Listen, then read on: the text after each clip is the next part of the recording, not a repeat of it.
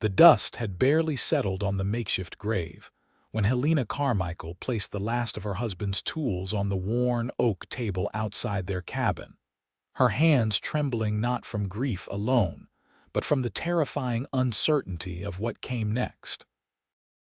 It was the spring of 1878 in Independence, Missouri, a town that had seen its share of westward travelers and broken dreams, and Helena found herself numbered among the latter. At 24 years old, she had already buried 2 people, her infant daughter 3 winters ago, and now Thomas, her husband of 6 years, taken by pneumonia that ravaged his lungs until he could no longer draw breath. The doctor had come too late, and even if he had arrived sooner, Helena suspected the outcome would have been the same. Thomas had been a good man, a carpenter by trade, but the harsh winter and their empty coffers had left little room for proper medicine or adequate food. Now she stood in the pale morning light, arranging hammers, saws, planes, chisels, and measuring tools with careful precision, as if the act of organizing them might somehow organize the chaos of her life. The cabin behind her was barely more than 4 walls and a roof, built by Thomas when they first arrived with such hope in their hearts. That hope felt like a lifetime ago. "How much for the lot?" a voice asked, pulling Helena from her thoughts. She looked up to see a man approaching, tall and broad-shouldered, with dark hair that touched his collar beneath a weathered Stetson. His clothes marked him as a working man, a cowboy likely, with worn leather chaps over denim trousers and a blue cotton shirt faded from countless washings. What struck her most were his eyes, a startling shade of green that seemed to hold both gentleness and determination in equal measure. "I had not thought to sell them all together," Helena said, her voice steadier than she felt. "I was hoping to get enough from individual sales to see me through the next few months." The man stepped closer, his boots crunching on the dry earth. He picked up one of the saws, examining it with the careful attention of someone who understood tools and their value. "These are quality pieces." "Your husband was a craftsman." "He was," Helena replied, surprised by the lump that formed in her throat. She had thought herself cried out, but apparently grief had reserves she had not yet tapped. "Xavier Montgomery," the man said, setting down the saw and removing his hat. "I work the Patterson Ranch about 10 miles north of here, but I have been saving to start my own place. A man cannot build much without proper tools." Helena nodded, studying him more carefully now. He appeared to be in his late 20s, with sun-weathered skin and the calloused hands of someone accustomed to hard work. There was something forthright in his manner that she appreciated, none of the false sympathy or predatory interest she had endured from other men since Thomas's death.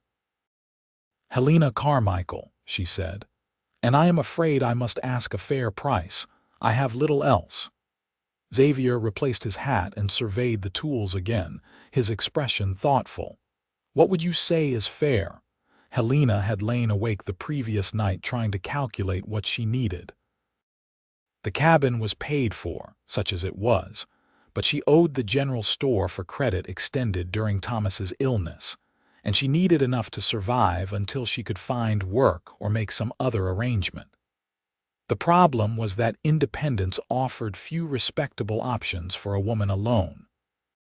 $40, she said, knowing it was high but hoping he might negotiate down to something reasonable. Xavier did not flinch. Instead, he pulled a worn leather purse from his pocket and counted out bills with methodical care.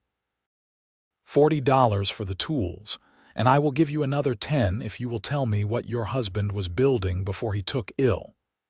Helena stared at the money in his outstretched hand, more cash than she had seen in months. "Why would you pay extra for that?" "Because I have land but no buildings on it yet, and I figure a man who kept tools this fine probably had some knowledge worth knowing.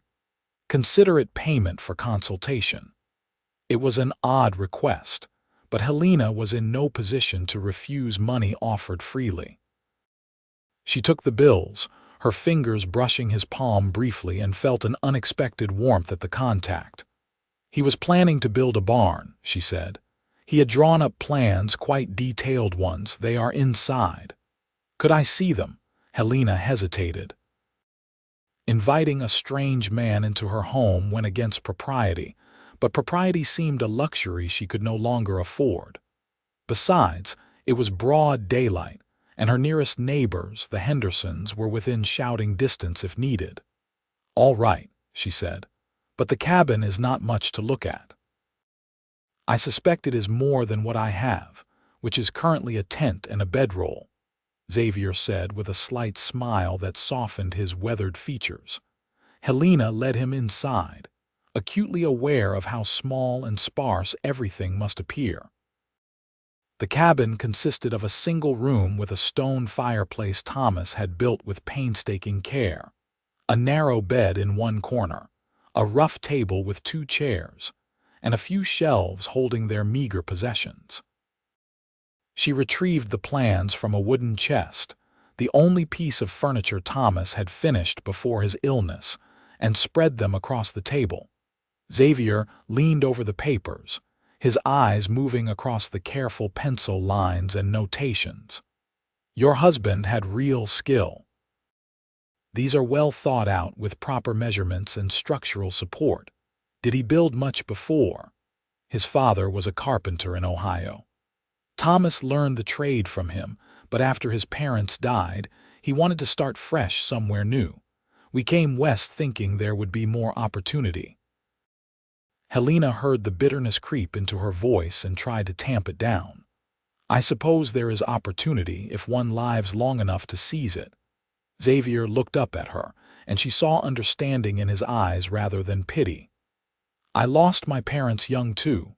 Cholera took them when I was 16. I have been on my own since then, working ranches and saving every penny I could. Last year I finally had enough to buy 160 acres under the Homestead Act. Now I need to prove it up, which means building and cultivating. Your husband's plans could help me do that." "Then I am glad they will see some use," Helena said softly. "May I ask what you plan to do now?" Xavier's question was gentle but direct. Helena moved to the fireplace, staring at the cold ashes. She had let the fire die after making breakfast, trying to conserve the small supply of firewood. "I am not certain. I have been considering my options. The general store might need help, or perhaps I could take in sewing. I am adequate with a needle, but not eager for either prospect." "No," Helena admitted. "Thomas and I had hoped to build something lasting, a real home and perhaps a business. He dreamed of opening a carpentry shop here in Independence, providing furniture and doing repairs.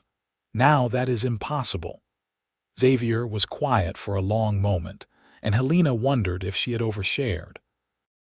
She tended to do that when exhausted and overwhelmed, her usual reserve crumbling under the weight of circumstance. "I have a proposal," Xavier said finally, "and I want you to know I mean it respectfully. So please hear me out completely before you respond." Helena turned to face him, wariness creeping up her spine. She had heard proposals from men in the past weeks, most of them indecent and all of them unwelcome. Xavier must have seen her expression change because he held up his hands. "Nothing improper, I give you my word. Here is what I am thinking. I need buildings on my land, multiple structures. A house, a barn, a chicken coop, a smokehouse. I have the land and the money I have saved, but I lack the skill for fine carpentry. I can build basic structures, but nothing like what your husband envisioned." "You said he taught you some of his trade." "Some," Helena said cautiously. "I often assisted him, holding boards and learning to measure and cut, but I am no master carpenter. Neither am I, but together we might manage. I propose this. You come to my land and help me build these structures using your husband's knowledge and plans. I will pay you a fair wage for your labor, and I will build you a small house of your own on the property where you can live safely.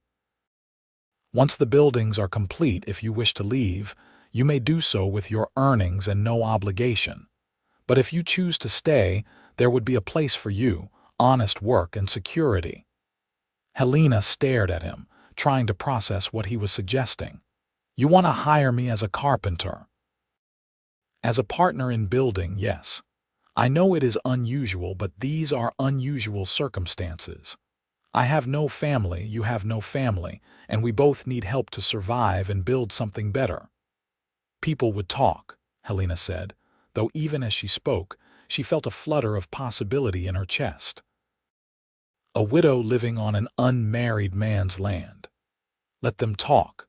My property is remote enough that we would not see people often anyway, and if it becomes a real problem for your reputation, we could make other arrangements, perhaps find you a companion or chaperone of some kind. Helena walked to the small window and looked out at the dusty street of Independence. In the distance, she could see other women going about their daily business, most of them attached to husbands or families, secure in ways she no longer was. The sewing and store work she had mentioned were possibilities, but they would barely keep her fed and would certainly not help her build toward any kind of future. What Xavier offered was irregular, even scandalous, but it was also a genuine opportunity. Why would you do this?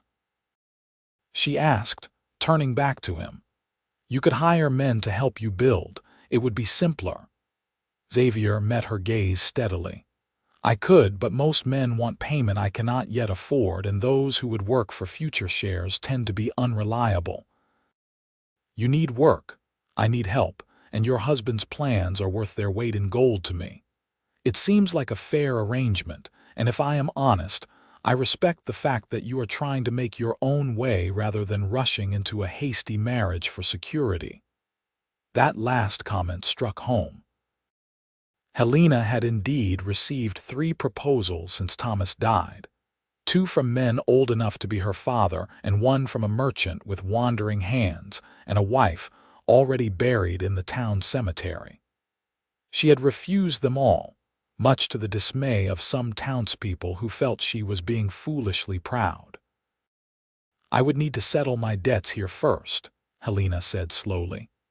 And I would want our arrangement in writing so there is no confusion about terms, agreed on both counts. I can read and write well enough to draw up a simple contract, or we could have the lawyer in town do it proper if you prefer. The lawyer, Helena said. I want everything legal and clear. Then we have an agreement. Xavier extended his hand.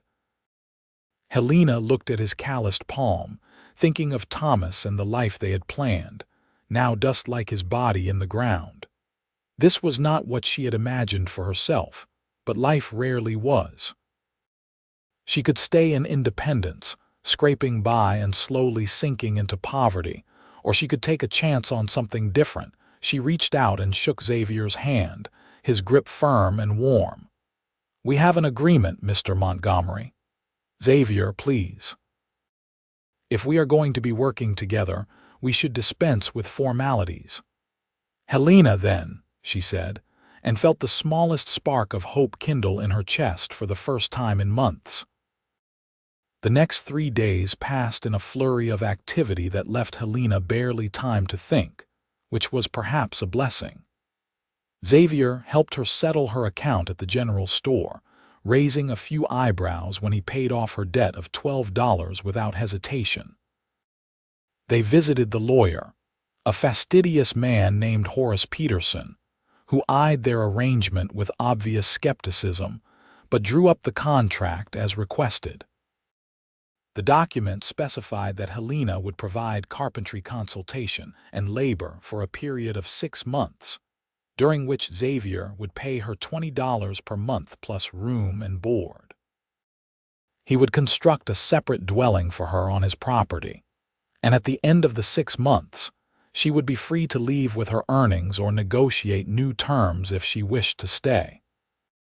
It was all very proper and businesslike, which seemed to disappoint Peterson, who clearly had been hoping for something more scandalous to discuss with his wife. Helena spent one evening with the Hendersons, saying goodbye to Martha Henderson, who had been kind during Thomas's illness. Martha was less understanding about Helena's decision. "You are making a mistake," Martha said, wringing her hands as they sat in her parlor. "Going off alone with a strange man, no matter what contract you have signed. Your reputation will be in tatters." "My reputation will not feed me or keep a roof over my head," Helena replied, trying to keep the edge from her voice. "I appreciate your concern, Martha, truly, but I must do what I think is best." What would Thomas think? It was a low blow, and both women knew it. Helena set down her teacup with careful control. "Thomas would think that I am surviving the best way I know how, which is what he would want for me. He would not wish me to starve out of concern for appearances." Martha softened slightly. "I only worry for you, Helena. The world is not kind to women who step outside the bounds of propriety." "The world has not been particularly kind to me while staying within those bounds either," Helena said quietly. "I must try something different." When she left the Henderson house that night, she knew it might be the last time she saw Martha for quite some time. The knowing hurt, but not as much as she had expected. Perhaps she was simply too tired for more grief.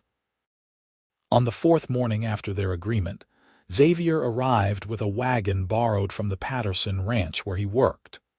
Helena had packed her belongings, which fit into 2 trunks and a few boxes with room to spare. It was humbling to see 6 years of married life reduced to so little, but it also felt liberating in a strange way. She could start fresh with less to weigh her down. "Ready?" Xavier asked, loading the last trunk into the wagon bed. Helena took one final look at the cabin. She had already given the key to the landlord, who would likely rent it to the next hopeful family arriving in independence with dreams in their pockets. "I am ready." The ride north took most of the day, following rough trails that wound through rolling prairie dotted with stands of oak and hickory. Xavier drove the wagon with easy competence, pointing out landmarks as they went. He told her about the Patterson ranch where he had worked for 3 years, learning about cattle and horses and the rhythms of the land. He spoke of his plans for his own property, his voice taking on an enthusiasm that was infectious. "The creek runs year-round," he explained as they bounced along. "That was the main reason I chose this particular plot. Water is everything out here.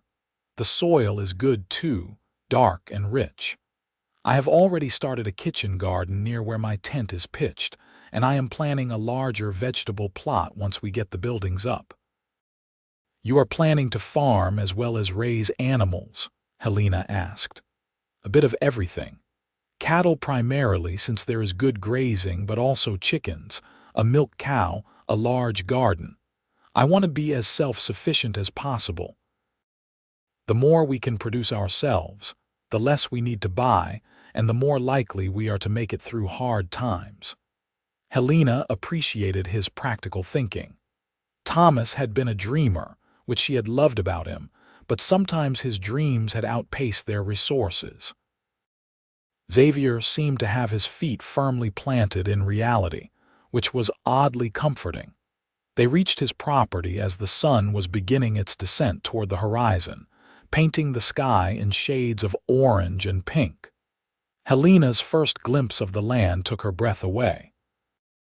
It was beautiful in a wild, untamed way, with the prairie grass rippling in the breeze like waves on an ocean, and the tree-lined creek cutting through the property like a silver ribbon. "There," Xavier said, pointing to a flat area near the creek where a canvas tent stood beside the remains of a campfire. "That is home, such as it is." As they drew closer, Helena could see the small garden Xavier had mentioned, neat rows of young plants surrounded by a makeshift fence to keep out rabbits and deer. Nearby, Someone had stacked lumber, and tools lay carefully organized under a tarp.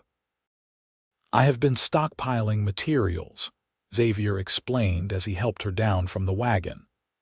"I bought some lumber from the mill in town, and I have been cutting trees from the back portion of the property where they are too thick anyway.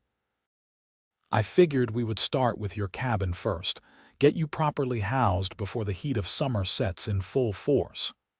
"My cabin can wait," Helena said. "The barn should be first priority. You need shelter for animals before you need a second dwelling." Xavier shook his head. "The contract specifies I provide you proper housing. I will not have you sleeping in a tent while I honor my end of the bargain.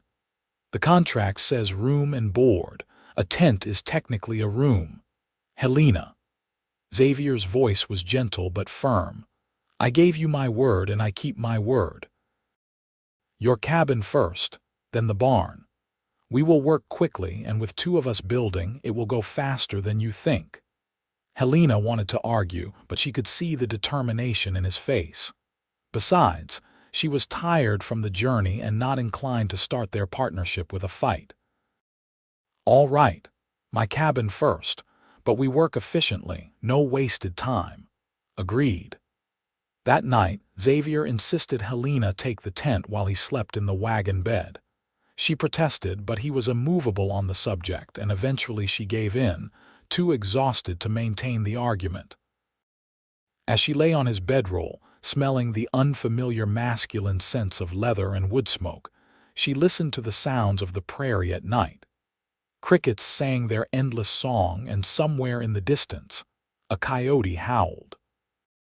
It was so different from the town, where human noises predominated, and she found the wildness both frightening and exhilarating.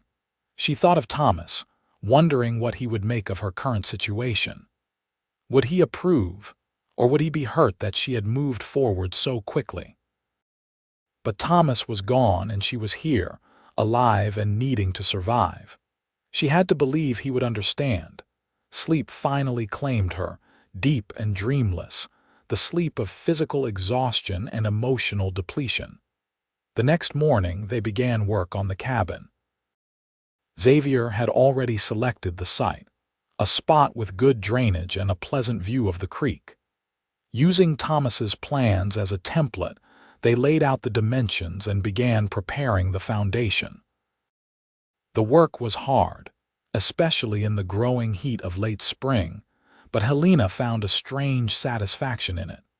Her muscles ached and her hands blistered, but there was something deeply rewarding about creating something tangible, watching the structure take shape day by day.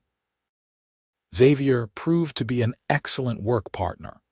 He was strong enough to handle the heavy lifting but patient enough to listen when Helena explained the finer points of joinery and measurement that Thomas had taught her. They developed a rhythm, working in companionable silence broken by occasional conversation about the task at hand. "You have a good eye for this," Xavier said one afternoon as Helena checked the level of a beam for the third time. "Your husband taught you well." "He was patient," Helena said, making a small adjustment, "and I was eager to learn. We both dreamed of building something lasting." "You still can," Xavier said, "just perhaps not in the way you originally imagined." Helena looked at him, at his sun-browned face and serious green eyes, and felt a flicker of something she could not quite name. Gratitude, certainly, but something else as well. She pushed the feeling aside and returned to her work. As the days turned into weeks, the cabin took shape. It was a simple structure, one room like her cabin in Independence but better built, with proper insulation and a more efficient fireplace design that Thomas had sketched in his later plans. Xavier proved surprisingly skilled at stonework, crafting a chimney that drew beautifully and radiated heat effectively. "My father was a stonemason," he explained when Helena complimented his work. "Before he turned to farming, he taught me the basics when I was young." "Everyone has hidden depths," Helena said. "I am discovering that about you as well. You are stronger than you look." It was true that Helena had developed muscle and endurance she had not possessed before. The physical labor, combined with better food than she had eaten in months, thanks to Xavier's hunting and their combined garden, had transformed her. She felt healthier and more vital than she had in years, even accounting for the grief that still caught her at unexpected moments. They finished the cabin in early June, just as the summer heat began in earnest. It was a moment of quiet triumph when Helena walked through the completed door for the first time, seeing the smooth plank floors and solid walls, the stone fireplace and the glass windows Xavier had splurged on. "It is beautiful," she said softly. "It is sturdy," Xavier corrected. "Beauty is your furniture and possessions that will make it a home." They spent the next day moving her belongings from the tent, and Helena felt a profound relief at having a space of her own again. Xavier had built her a bed frame, simple but solid, and she made it up with her quilts and pillows. Her few dishes went on the shelf Xavier had installed, and Thomas's tools, which Xavier had insisted she keep ownership of, hung on the wall in careful arrangement. That night, for the first time since Thomas's death, Helena felt a sense of peace. She was not happy exactly, but she was no longer drowning in despair and uncertainty. She had purpose, meaningful work, and security, at least for the moment. The next morning, they began work on the barn. It was a much larger project, requiring more complex engineering and considerably more lumber. They worked from dawn until dusk, taking breaks only for meals and water. The heat was oppressive, but a breeze from the creek provided occasional relief. As they worked, Helena and Xavier talked more, sharing pieces of their histories in fragments. Xavier told her about his boyhood in Kansas, his parents' farm, and the devastating week when cholera swept through their community, taking both his mother and father within days of each other. He spoke of the years of drifting afterward, working various ranches and learning cowboy skills, always saving money and dreaming of his own land. Helena shared her own story, growing up in St. Louis as the daughter of a seamstress, meeting Thomas when he came to the city for supplies, the whirlwind courtship and marriage. She told him about their baby daughter, Emily, born too early and living only 3 days, and how that loss had broken something in both her and Thomas, a crack that never fully healed. "We kept trying," she said one evening as they sat by the fire after a long day of work. "For another child, I mean, but it never happened. The doctor said perhaps the first birth had damaged something inside me. Thomas tried to comfort me, said we would be enough for each other, but I always felt I had failed him." "That is not failure," Xavier said firmly. "That is life, which is rarely fair or kind. You did not fail anyone." Helena felt tears prick her eyes and quickly blinked them away. She had cried enough and was determined to be stronger. "Thank you for saying that. I mean it. You are one of the strongest people I have ever met, Helena. You have survived more than most and kept going. That takes courage." Something in his voice made Helena look up, and she found Xavier watching her with an intensity that made her breath catch. For a long moment, they simply looked at each other, the fire crackling between them, and Helena felt that unnamed feeling from weeks before surge stronger. It was attraction, she realized with a start. Despite her grief, despite everything, she was drawn to this man who had shown her such unexpected kindness. She looked away quickly, confused by her own emotions. It had only been a few months since Thomas died. Surely it was too soon to feel anything for another man. And yet, here it was, undeniable and growing. If Xavier noticed her reaction, he did not comment, instead turning the conversation to their plans for the next day's work. But something had shifted between them, a subtle change in the air that could not be taken back. The barn took shape over the following weeks, a massive structure that dwarfed Helena's cabin. They worked through the hottest part of summer, sunburned and sweat-soaked, pushing through exhaustion to meet their self-imposed deadlines. Xavier had purchased a milk cow and several chickens, which currently lived in a makeshift pen, and he wanted them properly housed before fall. One afternoon in late July, as they were raising the barn's roof beams, disaster nearly struck. The pulley system they were using to lift a particularly heavy beam slipped, and the timber swung wildly. Helena, standing too close, would have been struck if Xavier had not moved with startling speed, grabbing her around the waist and pulling her clear.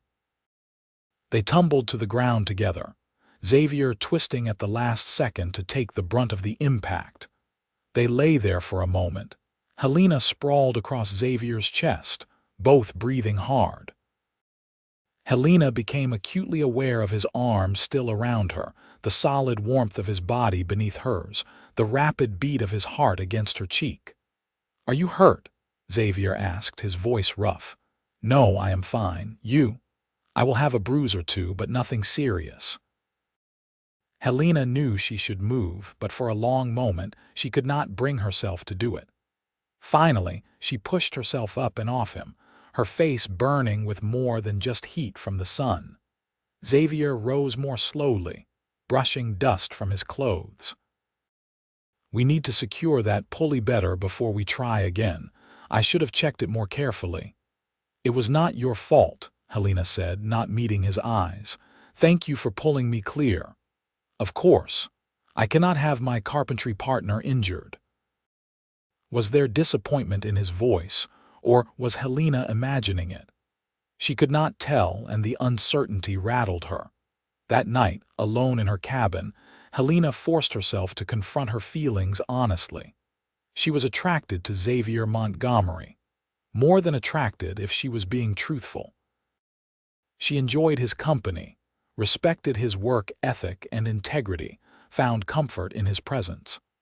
But Thomas had been dead only 4 months. Was it betraying his memory to develop feelings for another man so soon? She thought about Thomas, really thought about him for the first time in weeks. She had loved him truly, but if she was honest, their marriage had not been perfect. The loss of Emily had created distance between them, a grief too large to bridge. And Thomas had always been slightly impractical, dreaming bigger than their means allowed, leaving Helena to manage the harsh realities of their finances and survival. Xavier was different. Practical, steady, reliable. He listened when she spoke and valued her opinions. He had not once made her feel lesser for being a woman, instead treating her as a true partner in their work. Was it so wrong to appreciate those qualities, to be drawn to them, and to him?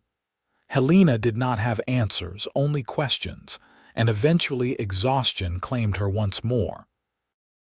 The barn was completed in mid-August, and they celebrated by moving the cow and chickens into their new home. The animals seemed pleased with the arrangement, and Xavier was clearly delighted with the structure. "It is better than I imagined," he said, walking through the spacious interior. "Your husband's design was brilliant, with the loft for hay storage and the separate stalls. This will serve well for years to come." "What is next?" Helena asked. They still had several weeks before her 6-month contract was complete. "The chicken coop needs to be expanded," Xavier said. "And I want to build a smokehouse before winter. Then a root cellar for vegetable storage. There is always more to do." They fell back into their work rhythm, but something had changed. Helena noticed Xavier watching her sometimes when he thought she was not looking. His touches, when passing tools or working side by side, seemed to linger a moment longer than necessary.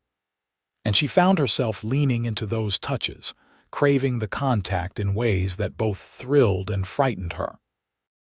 One evening in early September, as the summer heat finally began to break, Xavier asked Helena to take a walk with him. They followed the creek, their path lit by a full moon that turned everything silver.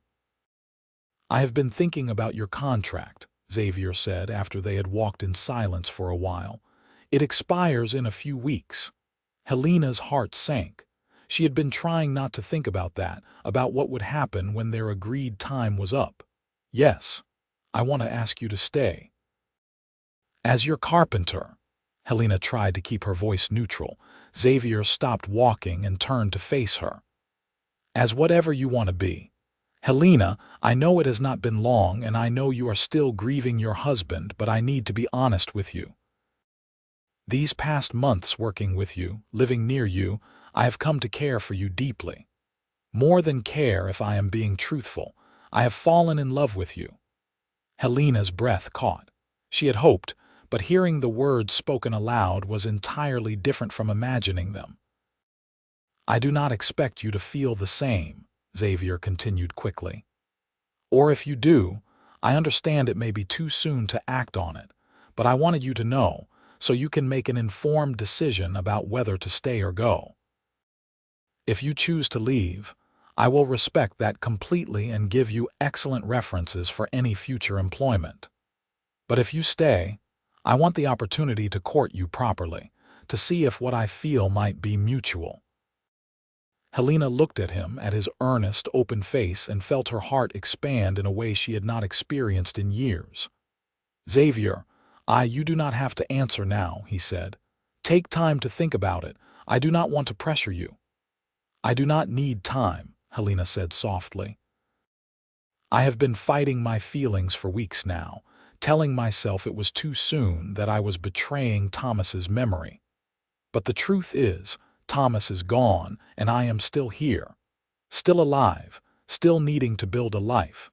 And I cannot imagine building that life anywhere but here with you. I love you, Xavier.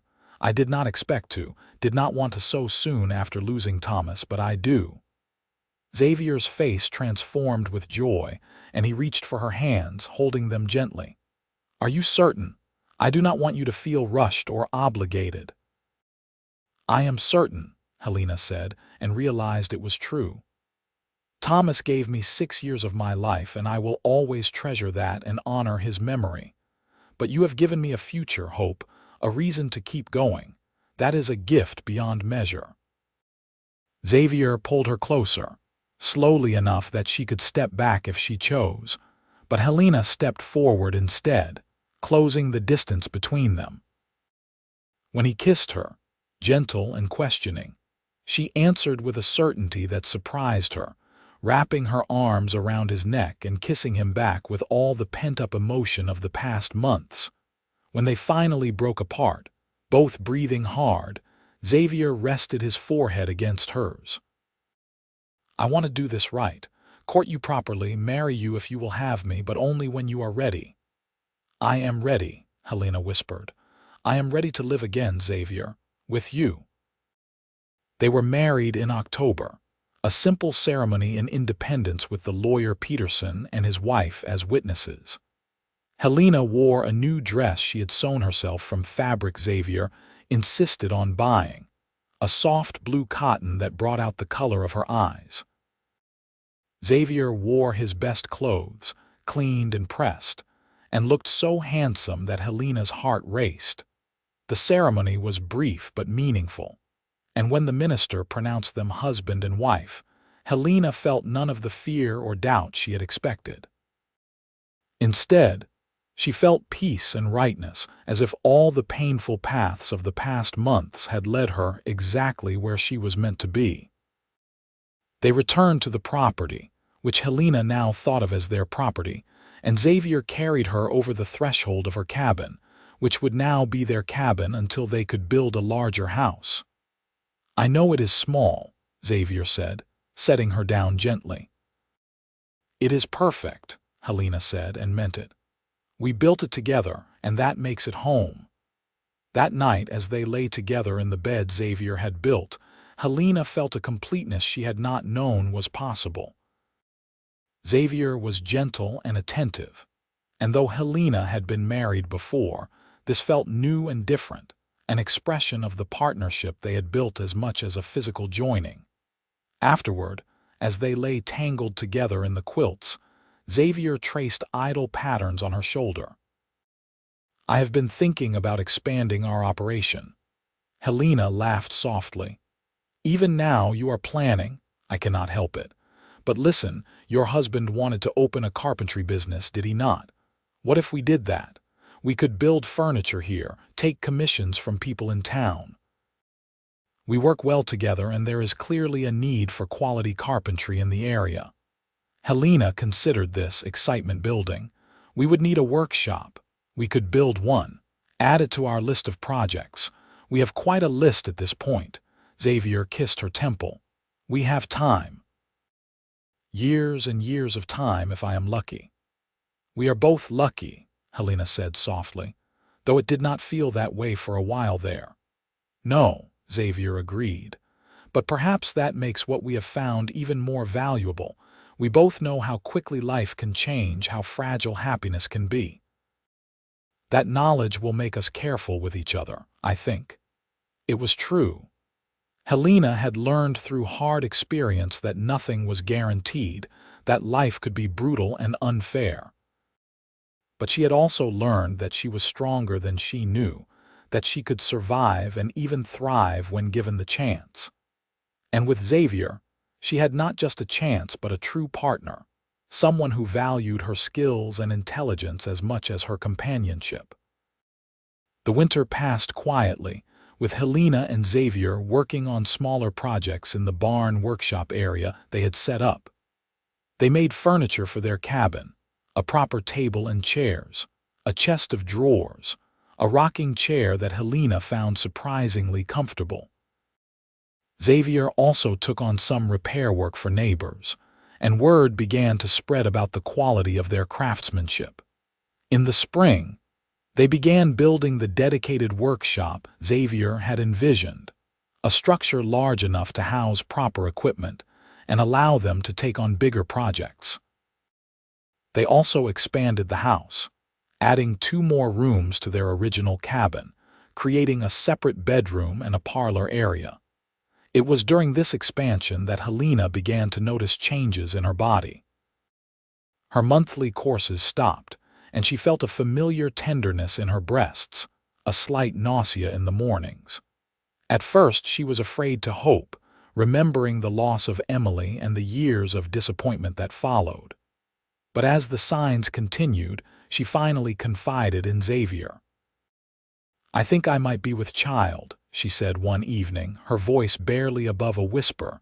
Xavier's eyes widened and he pulled her into his arms. "Are you certain?" "As certain as I can be without seeing a doctor. But Xavier, I am frightened. What if something goes wrong again? What if I lose this baby too?"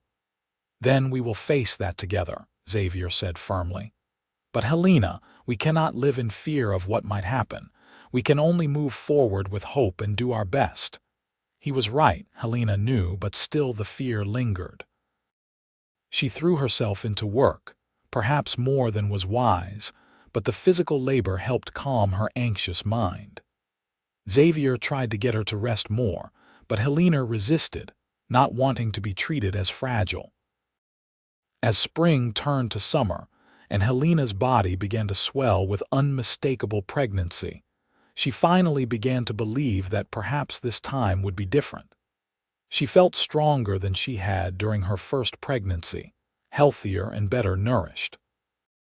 And Xavier was attentive without being smothering, supporting her without making her feel helpless. In late July, they traveled to Independence to see the doctor, the same man who had attended Thomas in his final illness. The examination confirmed what Helena already knew. She was indeed pregnant, about 5 months along, and the baby seemed healthy. "You are in much better condition than during your first pregnancy," the doctor told her. "Better fed, less stressed. I cannot make any guarantees, of course, but I have every reason to believe you will deliver a healthy child." Helena cried in the wagon on the way home, tears of relief and joy, and Xavier held her hand the entire way. As fall approached, Helena had to finally admit that she could no longer work on the larger carpentry projects. Her belly was too large, her balance too uncertain.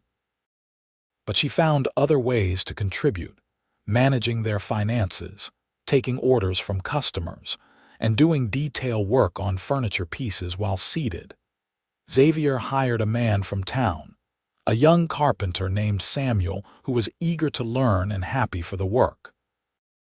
With Samuel's help, they completed several large commissions, including an elaborate dining set for a wealthy merchant and custom cabinets for the new schoolhouse in Independence. The business was thriving, and with it, their reputation. The Montgomery Carpentry Works, as they had named it, was becoming known for quality and reliability. They had more work than they could handle, and Xavier was already talking about hiring another worker in the spring. Helena's labor began on a cold November night, 3 weeks before the doctor had predicted. Xavier rode hard to Independence to fetch the doctor and the midwife, leaving Helena in the care of a neighbor woman who had experience with births. The labor was long and difficult, lasting through the night and into the next day. There were moments when Helena was certain she would die, when the pain seemed too great to survive, but each time she felt herself slipping, she thought of Xavier, of the life they had built together, and found the strength to continue. Finally, as the sun was setting on the second day, Helena delivered a baby boy, red-faced and squalling with powerful lungs. The midwife cleaned him and placed him in Helena's arms, and Helena looked down at her son's perfect face and felt a love so fierce it was almost frightening. "You have a son," the midwife told Xavier when he was finally allowed in the room. "A healthy, strong boy." Xavier approached the bed slowly, his face showing exhaustion and worry and joy all at once. When he saw Helena and the baby, tears rolled down his cheeks unashamedly. "He is perfect," Xavier whispered, gently touching the baby's tiny hand. "He is ours," Helena said. "What should we name him?" They had discussed names but never settled on anything definite. Now, looking at their son, Helena knew exactly what felt right. "Thomas," she said softly. "Thomas Xavier Montgomery, to honor the past while celebrating the future." Xavier looked at her, understanding in his eyes. "Are you certain?" "I am. Thomas was a good man who gave me years of my life and skills that led me to you. This baby exists because of the path Thomas helped set me on. It feels right to honor that." "Thomas Xavier Montgomery it is then," Xavier said, kissing first the baby's head and then Helena's forehead. "Thank you, Helena.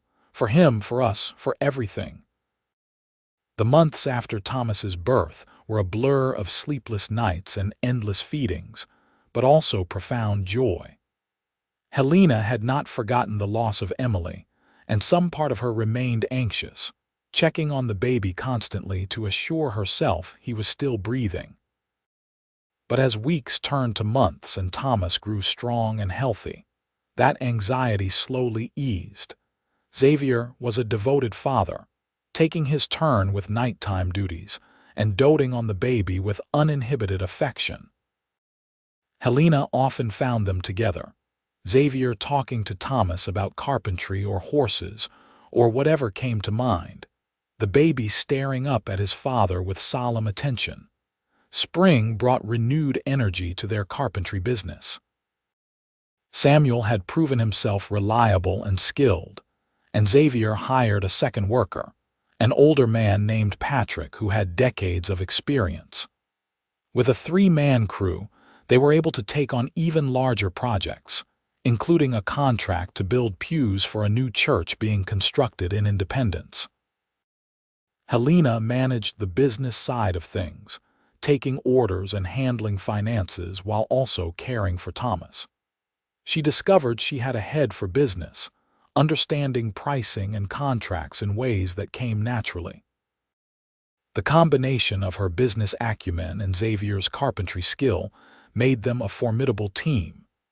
As Thomas grew from infant to toddler, Helena watched him with a mother's pride, noting how he had Xavier's green eyes but her dark hair, Xavier's solid build but her quick smile. He was a happy child, content to play in the workshop while his parents worked, surrounded by wood shavings and the sounds of sawing and hammering. On Thomas's second birthday, Xavier presented Helena with plans for a new house, larger and more elegant than their expanded cabin. "I think it is time," he said. "We have the money saved and we need more room, especially if we are blessed with more children." "More children?" Helena asked, surprised but pleased. "If you are willing. I love being a father and Thomas should have siblings to grow up with." Helena thought of Emily, of the years of trying and failing after that loss, and felt a familiar pang of old grief. But that was different now. She was different, stronger and healthier, and she had successfully carried Thomas to term and delivered him safely. "I am willing," she said. More than willing. They began construction on the new house that spring, using all the skills and knowledge they had accumulated over the years. This house would be their masterpiece, a true home with multiple bedrooms, a proper parlor, a large kitchen, and even an indoor bathroom, a luxury almost unheard of in rural areas. The work took over a year, done in stages as their other business allowed, but when it was finally complete, it was everything they had dreamed. 2 stories, painted white with green shutters, a wide porch wrapping around the front and side, windows that let in abundant light. It was a house that spoke of prosperity and permanence, a declaration that they had made it, that they had built something lasting. They moved in during the summer of 1883, 5 years after Helena had stood in Independence selling Thomas Carmichael's tools with trembling hands. So much had changed in those 5 years. So much had been built, both literally and figuratively. Helena was pregnant again by this time, showing but not yet large, and they set up the nursery in one of the upstairs bedrooms, painting it a cheerful yellow and filling it with furniture Xavier had crafted with particular care. This pregnancy was easier than the first, and in February of 1884, Helena delivered a daughter. They named her Emily Rose, honoring the daughter Helena had lost while celebrating new life. Xavier accepted the name without question, understanding Helena's need to remember while moving forward. Emily was a quieter baby than Thomas had been, more contemplative, with Helena's dark eyes and Xavier's strong chin. Thomas, now 3, was fascinated by his baby sister, wanting to help with everything, and often bringing her his favorite toys as offerings. The years that followed were full and busy. The carpentry business continued to grow, eventually employing 5 workers and taking on projects throughout western Missouri and even into Kansas. Xavier's original 160 acres grew to over 300 as they purchased adjacent land, expanding their cattle operation to supplement the carpentry income. Helena proved to have a talent for raising livestock, developing a small but high-quality herd known for its beef. She also maintained a large garden and began selling preserves and canned goods, adding yet another income stream. In 1886, Helena gave birth to another son, whom they named Daniel. He was a robust baby with Xavier's green eyes and a disposition somewhere between Thomas's energy and Emily's calm. With 3 children, the house felt properly full, echoing with laughter and occasionally tears, the sounds of a thriving family. Helena often thought about the path that had led her here, the grief and loss that had seemed insurmountable at the time but had ultimately opened doors to this new life. She still thought of Thomas Carmichael sometimes, with fondness rather than pain, grateful for what he had taught her, and the tools he had left behind that had quite literally built her future. One evening in late 1887, as Helena and Xavier sat on their porch watching the sun set over their land, their children playing in the yard under the watchful eye of their hired hand's wife, Xavier took Helena's hand. "You ever regret it?" he asked. "Agreeing to come here with me, taking such a risk?" Helena thought about the question seriously before answering. "No, not for a moment. This life we have built together, it is more than I ever imagined possible. You gave me not just security but partnership, love, family, purpose.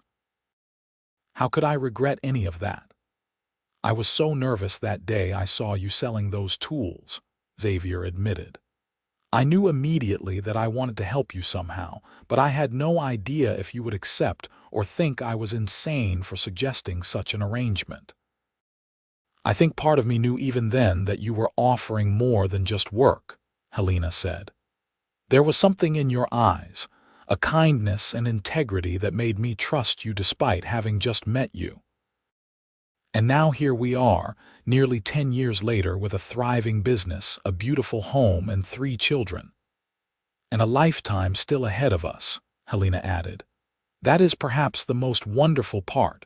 We have time, Xavier. Time to keep building, to watch our children grow, to grow old together." Xavier pulled her closer, and they sat in comfortable silence as the sky turned from orange to purple to deep blue. In the house behind them, lamps were being lit, casting warm light through the windows. In the yard, their children's laughter rang out, pure and joyful. And all around them stretched the land they had cultivated and built upon, transformed from empty prairie into a thriving homestead. The years continued to unfold with the steady rhythm of seasons and work. Thomas grew into a serious boy with his father's practical nature and his mother's sharp mind. He could often be found in the workshop, learning carpentry from Xavier with the same intensity Helena had once brought to the task. Emily was quieter but equally determined, developing a talent for drawing and design that proved invaluable when planning new projects. Daniel was the most adventurous, always pushing boundaries and getting into scrapes, but with a charm that made it hard to stay angry with him for long. In 1890, Helena gave birth to their 4th and final child, another daughter named Grace. By then, Helena was 36, and both she and Xavier agreed that their family felt complete. Grace was a happy surprise, a gentle child who seemed to float through life with an easy contentment that balanced her siblings' more intense personalities. The Montgomery Carpentry Works had become one of the most respected businesses in the region. They employed over a dozen workers at peak times, and had built everything from simple furniture to elaborate mansions for wealthy merchants in Kansas City. Xavier had developed a reputation for structural integrity and innovation, while Helena's business management had kept them profitable even during economic downturns. Their cattle operation had also flourished, with Helena's careful breeding program producing animals known for their quality. Several neighboring ranches had purchased breeding stock from them, adding another revenue stream and increasing their reputation.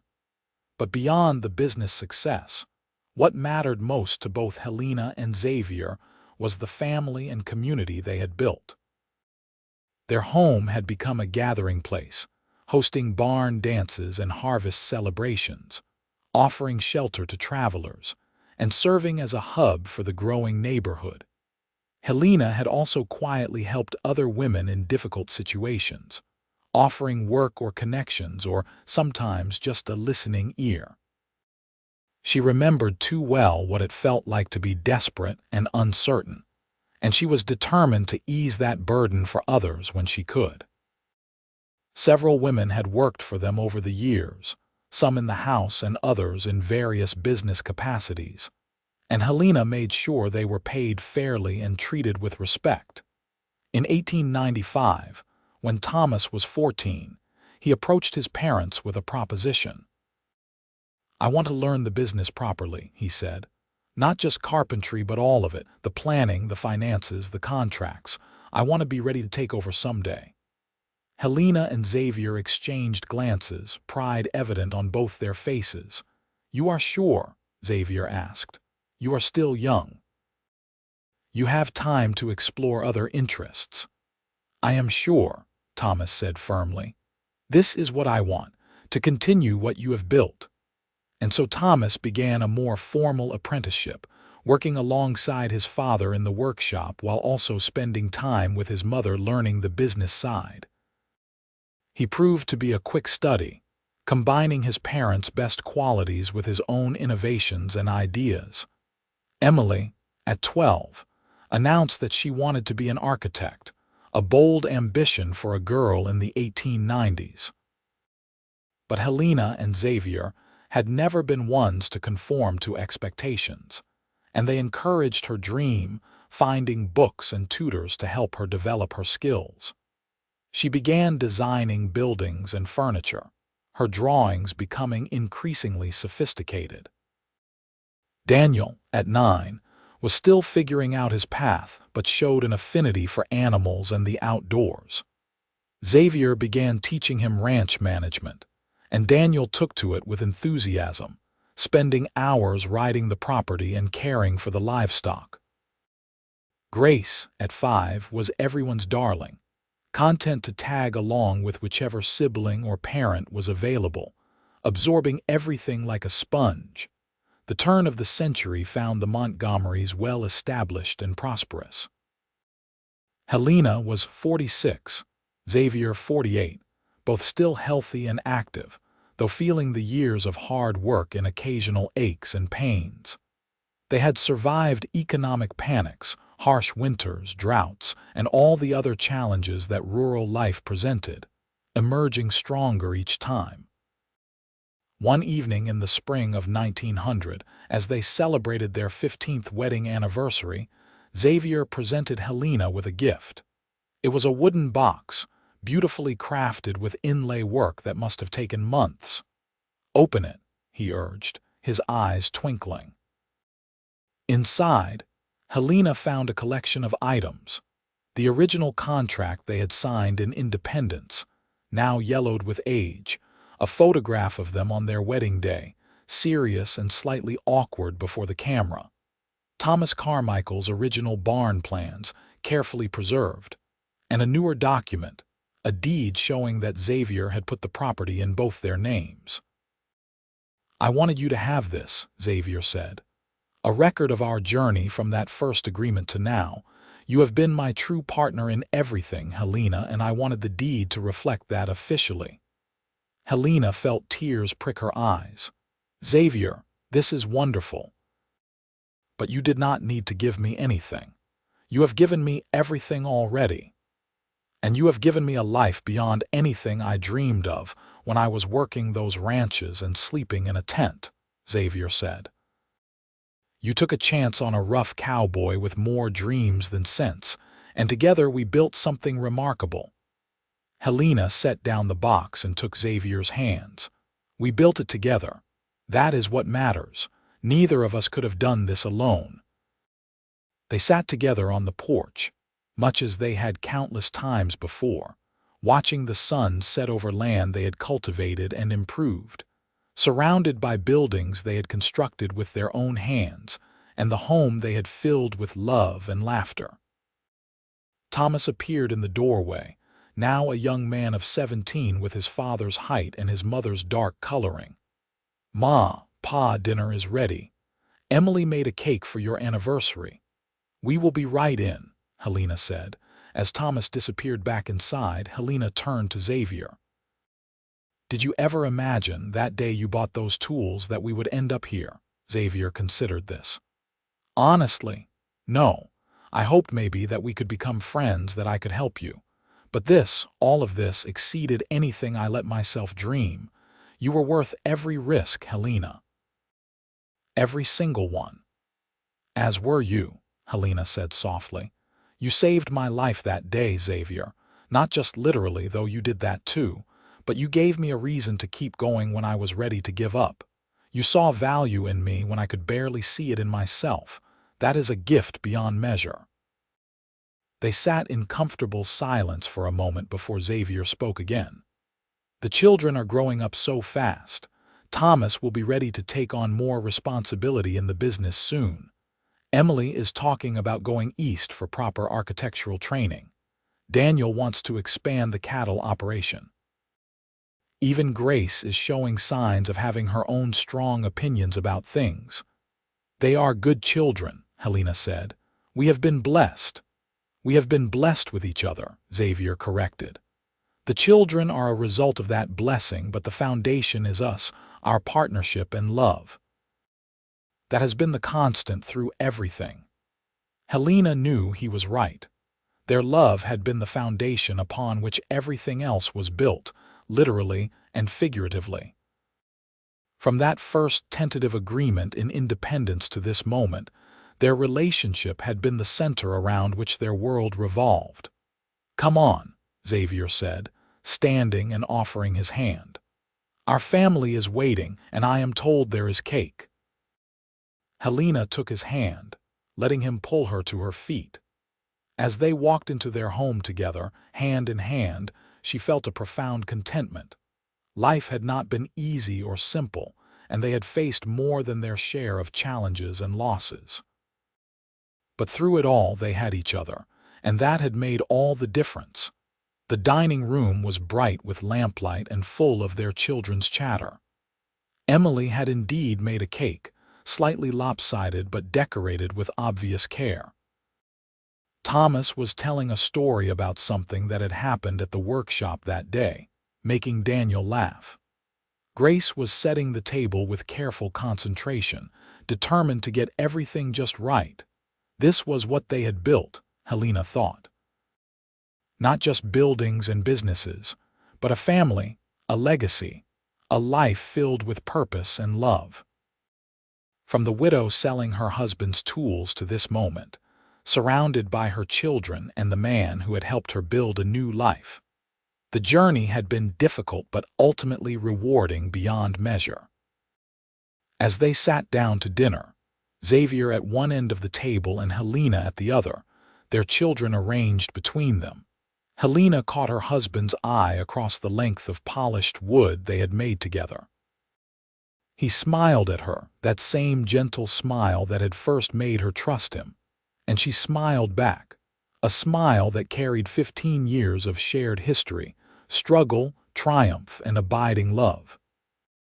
The years after their anniversary continued in much the same vein, marked by both achievements and the inevitable changes that time brings. Thomas, at 21, took over much of the day-to-day management of the carpentry business, implementing new techniques and expanding into furniture production on a larger scale. Under his leadership, Montgomery Carpentry Works began shipping pieces to retailers in St. Louis and Chicago, significantly increasing their profits and reputation.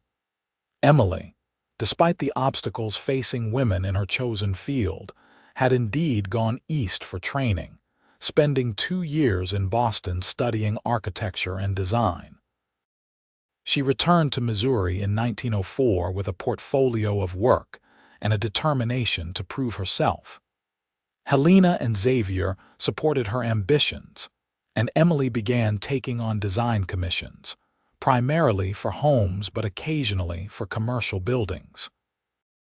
Her work combined aesthetic beauty with practical functionality, much like her mother's approach to everything in life. Daniel had expanded the cattle operation as he had wanted, purchasing additional land and increasing their herd size substantially. At 18, he was already known as a savvy rancher with an eye for quality stock. He had also begun courting the daughter of a neighboring rancher, a sensible girl named Margaret, who shared his love of the land. Grace, at 14, was showing interest in teaching, spending time at the local school and helping younger children with their lessons. She had inherited her mother's patience and her father's steady nature, making her a natural educator. Helena and Xavier, now in their early 50s, had gradually stepped back from the most physically demanding work, though neither was ready to retire completely. Xavier still supervised major carpentry projects and took on special commissions, while Helena continued to manage the business finances and oversee the household and ranch operations. They had hired capable managers for various aspects of their enterprises, allowing them more time to enjoy the fruits of their labor. One of their greatest pleasures was watching their children grow into capable, principled adults. Helena often thought about the fears she had harbored during her pregnancies after Emily's birth.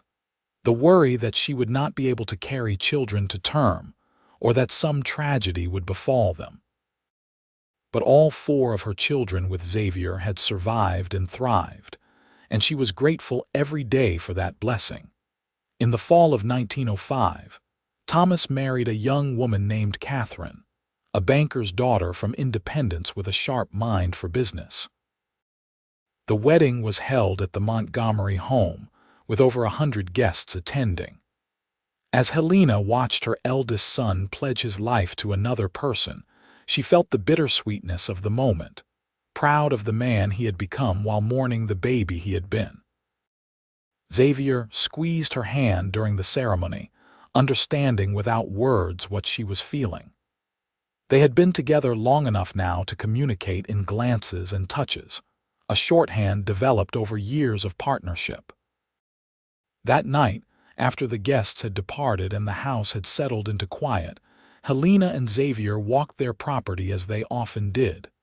The moon was full, casting silver light over everything, and the air was crisp with the promise of coming winter. "Thomas will do well," Xavier said. "Catherine is a good match for him." "She is," Helena agreed. "I like how she challenges him, makes him think differently. They will build something good together." "As we did."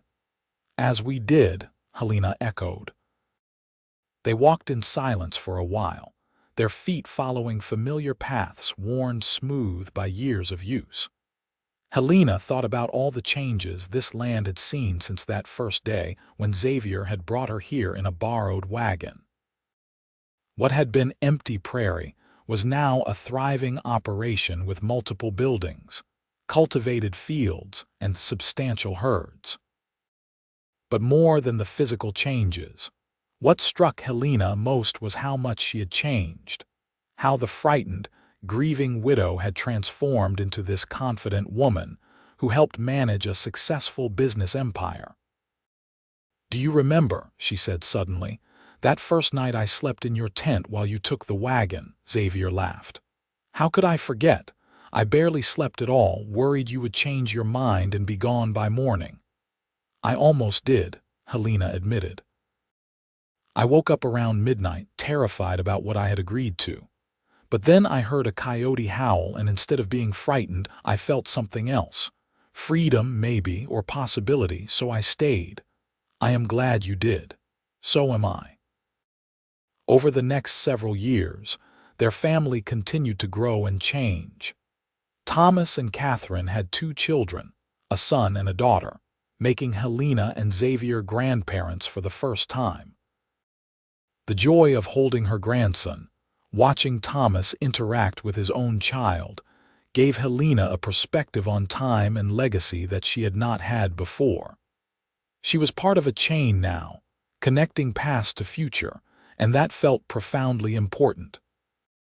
Daniel married Margaret in 1907, and they built a house on the portion of land Daniel was managing, close enough to visit easily but far enough to have their own space. Margaret proved to be an excellent partner for Daniel, as comfortable on horseback as in the kitchen, and the 2 of them expanded the cattle operation even further. Emily surprised everyone by falling in love with a fellow architect she met while working on a project in Kansas City.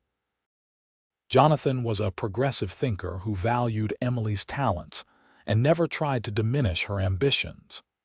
They married in 1908 and established a joint architectural practice, splitting their time between Kansas City and Independence.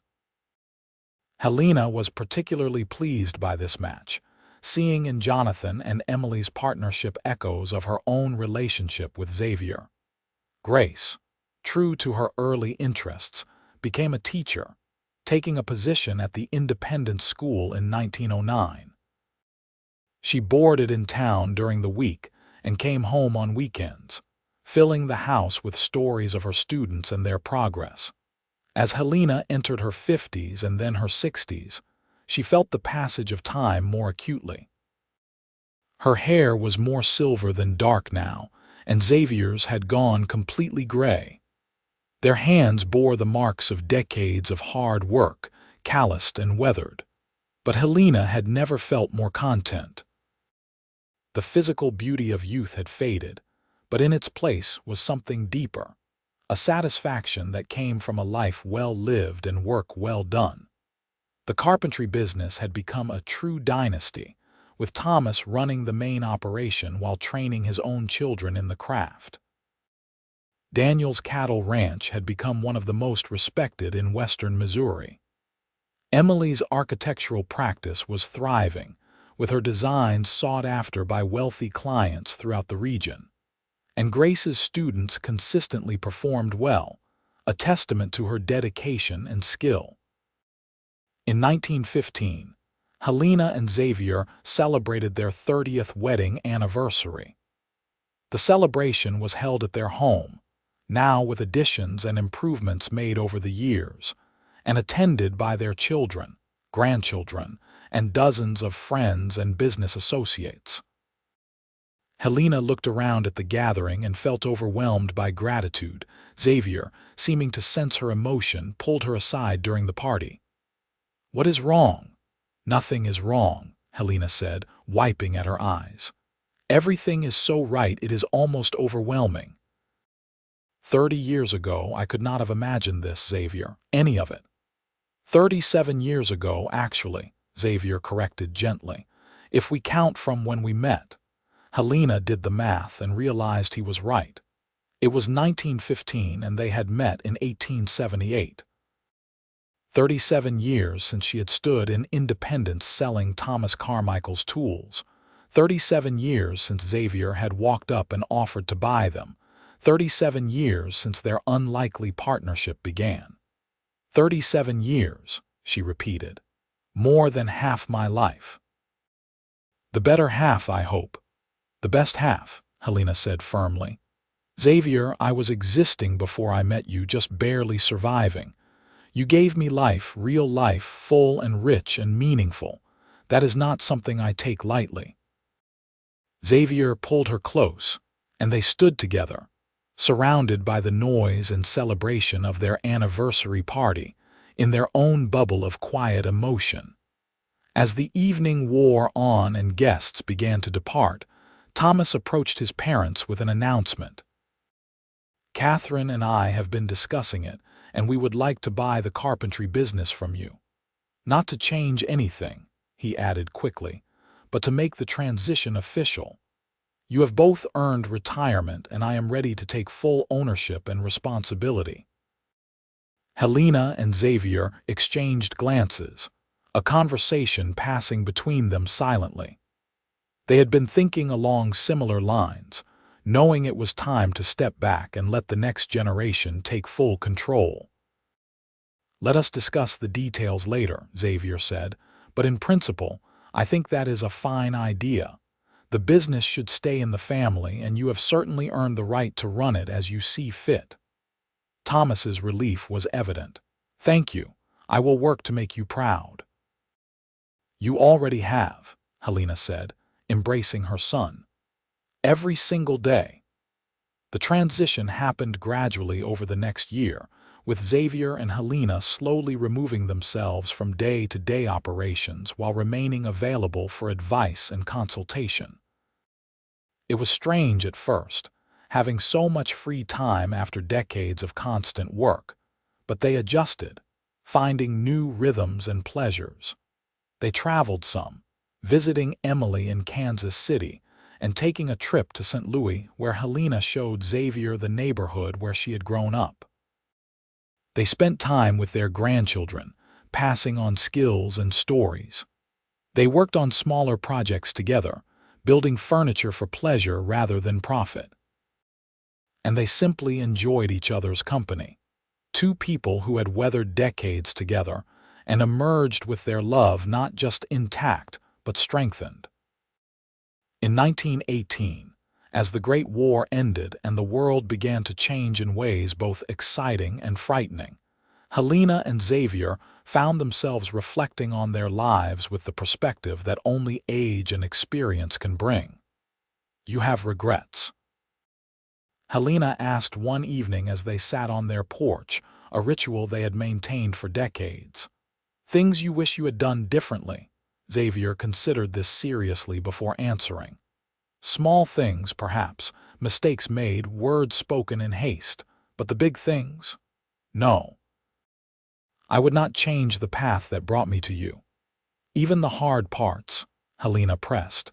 "Your parents' deaths, the years of drifting, even those," Xavier said, "because they shaped who I became, and that person was someone you could build a life with. If I had been different, maybe we would not have fit together as we did." Helena understood what he meant. Her own losses and struggles had shaped her too, making her stronger and more resilient, teaching her skills and perspectives that had served her well. She would not wish those hardships on anyone, but she could acknowledge that they had prepared her for the life she ultimately built. "I used to feel guilty," she admitted, "about loving you while Thomas was barely cold in his grave. I felt like I was betraying his memory by moving on so quickly. And now I understand that we are allowed to have more than one chapter in our lives. Thomas was my first husband, and I loved him truly. But you are my great love, Xavier, the person I was meant to build a life with. Both things can be true without diminishing either." "I am glad you see it that way," Xavier said softly. "Because you are my great love too, Helena. The moment I saw you selling those tools, something in me knew. I did not understand it then, but I felt it. This woman, some part of me said, she is the one." Helena felt tears prick her eyes, as she often did these days when emotions ran high. Age had made her softer in some ways, more willing to feel and express emotion rather than keeping everything locked tight inside. They sat in comfortable silence as the sun set, painting the sky in brilliant shades of orange and pink. In the distance, they could see lights coming on in the homes of their children, new families building their own lives and legacies. The land stretched out around them, cultivated and improved by their labor and that of their children, a tangible representation of what could be built with determination, partnership, and love. Helena thought about the widow she had been, standing in independence with nothing but her husband's tools and her own desperate courage. She thought about Xavier, the cowboy with dreams and savings and a willingness to take a chance on an unconventional arrangement. She thought about all the years between then and now, the work and the children and the growth and the challenges overcome. And she felt, more powerfully than she had felt anything in a long time, gratitude. Gratitude for every moment, even the hard ones that had brought her to this place, this life, this man beside her. As the stars began to emerge in the darkening sky, Xavier took her hand, his grip still strong despite his years. "Ready to go in a moment," Helena said. "I just want to sit here a little longer, taking it all in."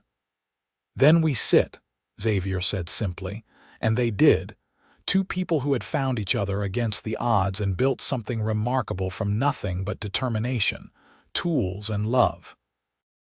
The years that followed brought the inevitable changes that aging brings.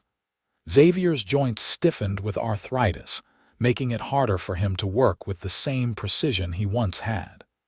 Helena developed problems with her eyesight, requiring spectacles for reading and detail work. But these physical limitations did not diminish their satisfaction with life or their love for each other. They became the patriarch and matriarch of a growing family. By 1920, they had 8 grandchildren, with more on the way. The Montgomery name was respected throughout the region, associated with quality work, fair dealing, and strong character.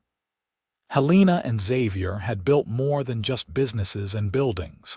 They had built a legacy of integrity that would carry forward through generations. Grace married in 1921, choosing a fellow teacher named Henry who shared her passion for education. They talked of starting a school of their own someday, a more progressive institution that would serve the changing needs of the community. Helena and Xavier supported this dream as they had supported all their children's ambitions, offering not just financial assistance, but encouragement and practical advice. In 1923, as Helena approached her 70th birthday, she suffered a serious illness that confined her to bed for several weeks. Xavier barely left her side, reading to her, bringing her meals, simply sitting with her when she was too weak to talk. The experience reminded them both of their mortality, the fact that their time together, while rich and full, was not infinite. When Helena recovered, they made a decision to document their story, writing down the history of how they met and what they built together. They wanted their grandchildren and great-grandchildren to know not just the facts but the feelings, the fears and hopes and dreams that had driven them. "Tell me again about that first day," Helena said one afternoon as they worked on their written history. "What were you thinking when you saw me with those tools?" Xavier smiled, his face creasing with familiar lines. "I was thinking that you looked lost but determined, frightened but brave. I remember the way you held yourself, straight back despite everything, and I thought, there is a woman with strength she does not yet know she has, and I wanted to help you find that strength." "You did more than help me find it," Helena said. "You gave me the opportunity to use it, to build something meaningful. So many people would have just given me charity or expected me to remarry quickly. You offered partnership, because I recognized something in you, some quality I wanted in my own life. I was not being entirely altruistic, Helena. I needed you as much as you needed me, perhaps more." They wrote down these memories and many others, filling pages with their shared history. The story of the widow and the cowboy, 2 people who had taken a chance on each other and built something extraordinary. It was not a fairy tale with magic and ease, but rather a real story of hard work, perseverance, partnership, and abiding love. In 1925, they celebrated their 40th wedding anniversary, a milestone that few couples reached. The celebration was smaller than their 30th, as both Helena and Xavier tired more easily now, but it was no less meaningful. Surrounded by their children, grandchildren, and a few close friends, they reflected on 4 decades of marriage and nearly 50 years of knowing each other. Thomas gave a speech that brought tears to many eyes, talking about growing up watching his parents work side by side, learning from their example what true partnership looked like. "My father built my mother a new life," he said, "but in doing so, she built him one too. They created everything we have, all of us, together." After the guests departed and they were alone, Helena and Xavier walked their land one more time, moving slowly now but still together. The moon was bright, illuminating the landscape they knew so well, every building and fence and tree marking a memory, a moment in their shared history. "If you could go back," Xavier asked, "to that day in independence, knowing everything that would come, would you still take the chance?" Helena did not hesitate. "Every single time. I would choose you this life, every moment of joy and struggle, every single time. Even knowing you would have to bury another husband eventually." Xavier's voice was gentle but serious. Helena had thought about this, of course. She was 71, Xavier 73. The odds favored that one of them would die before the other, leaving the survivor to face loss once again. But the prospect of that future grief did not diminish the value of their present love. "Even knowing that," she said firmly. "Because whatever grief comes at the end, it is worth the love that precedes it. You taught me that, Xavier. You taught me that life is for living, that love is worth the risk of loss." They stood together in the moonlight, two elderly people who had defied expectations and built something lasting. Their bodies were old now, marked by time and labor, but their love was as strong as ever, perhaps stronger, tempered by decades of mutual support and shared experience. As they made their way slowly back to the house, Helena thought about all the versions of herself she had been over the years. The young bride marrying Thomas Carmichael with hope in her heart, the grieving mother burying her infant daughter, the desperate widow selling her husband's tools, the frightened woman agreeing to an unconventional arrangement with a stranger, the capable builder helping construct a barn, the new bride marrying Xavier Montgomery, the expectant mother, terrified of loss but hopeful for life, the businesswoman managing a growing enterprise, the grandmother watching new generations carry forward the legacy she and Xavier had built. All of those women were her, parts of a whole, chapters in a life that had been harder and richer than she ever imagined possible. And through so many of those chapters, Xavier had been there, steady and true, a partner in every sense of the word. Inside the house, warm and comfortable with all the improvements made over the years, they prepared for bed, moving through the familiar routines of a long marriage. Helena brushed out her silver hair while Xavier checked the locks on the doors. They met in the bedroom they had shared for decades, the one built in the first expansion of their original cabin. "I love you," Xavier said, as he did every night, the words no less meaningful for their frequency. "I love you too," Helena replied, as she always did, and they settled into bed together. Two people who had found each other against the odds and built a life that exceeded their wildest dreams. Outside, the wind whispered through the trees they had planted, rustled the grass they had cultivated, and danced around the buildings they had constructed. Inside, Helena and Xavier Montgomery slept, secure in the knowledge of a life well lived and a love that had sustained them through everything. The story of the widow and the cowboy, the tools that had been sold and the life that had been built, was complete in all the ways that mattered. Not a perfect story, because life is never perfect, but a true one. A story of survival and strength, partnership and perseverance, and above all, love that transformed two broken people into something whole and lasting. And in the morning, they would wake together to face whatever time remained, just as they had faced every morning for 40 years, side by side, partners to the end and beyond.